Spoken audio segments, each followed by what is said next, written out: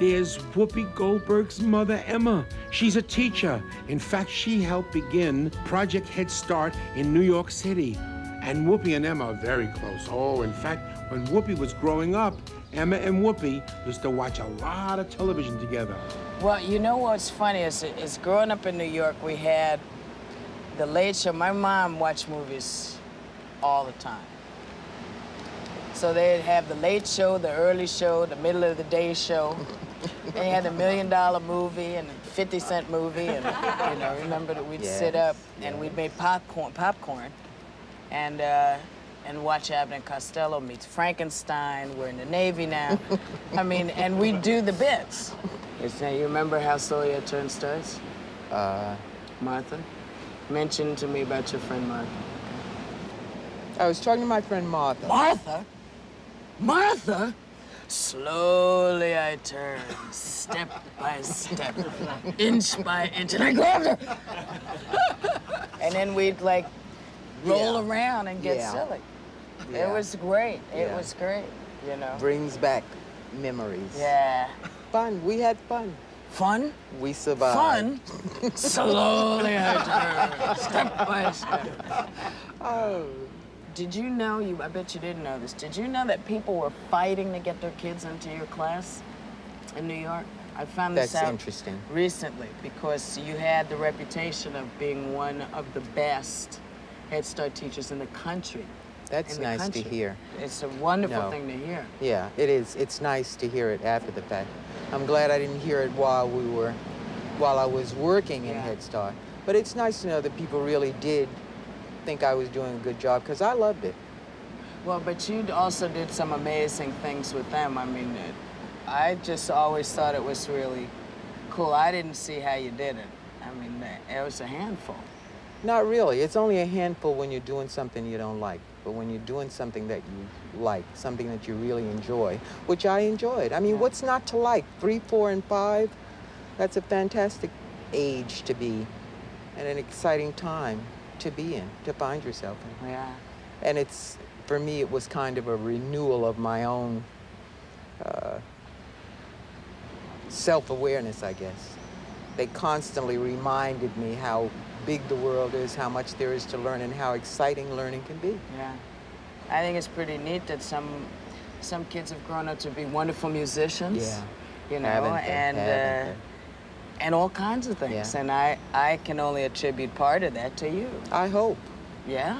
I'm just, I guess, vain enough to hope that I did have some kind of impact on the kids. Sometimes when I see them, I can hardly believe that they were ever kids in my class at 3 and 4, but it's fun. It's fun. Okay. So I have something for my memory bank as well. Yeah. With Alex, you know, it's a different world. There are things that I have to tell her that weren't necessary for my mom to tell me. I hear you coming out of my mouth a lot. That is known as the mother's revenge. That is known as the mother's revenge, and it happens to almost anyone who becomes a mother. Inevitably, the day comes, you hear yourself saying your mother's words. Yes. I actually said to Alex, are you going out like that? And then the light bulb went off. And then the light went on. I said, well, wait, no. Yes. No. But she was dressed like Madonna. I heard that before. Yes. Where did I hear that before? I had on too much clothes and she didn't have on enough.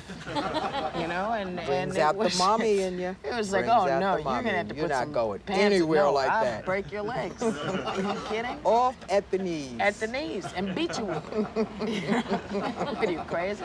But did you have a laugh afterwards? Well, I chuckled. I couldn't laugh in front of her because that would have sort of spoiled the whole moment. You know? And she just says, oh, you're just like Granny. Yeah. And Every mother has that. Every mother has that. I once looked in the bathroom mirror and saw my mother peeking out at me, smiling at something that she'd heard me say.